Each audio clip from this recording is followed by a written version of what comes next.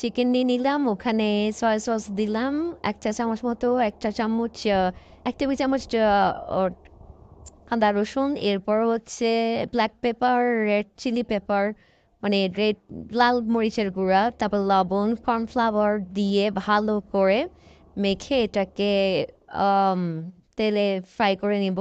এরপর একটা সস বানিয়ে নিব। এখানে সসে হচ্ছে chilli sauce, tomato sauce, soya sauce, oyster sauce, vinegar, sweet chilli sauce দিয়ে একটা সুন্দর করে মিক্সচার তৈরি করে ওখানে ব্ল্যাক পেপার আর চিনি দিয়ে দিলাম। এদিকে আমার চিকেন হয়ে গেল। আর এখানে আমি সেম তেলে হচ্ছে কুচি কুচি করে রসুন আর হচ্ছে মশলাগুলো আর দিয়ে দিলাম হচ্ছে যে সসটা রেডি করছিলাম ওইটা, এরপর চিকেন, এরপর চিকেন একটু নেড়ে চেড়ে কাঁচামরিচ, পেঁয়াজ আর ক্যাপসিকাম দিয়ে দিলাম আর সাথে একটু কর্নফ্লাওয়ার দিয়ে তৈরি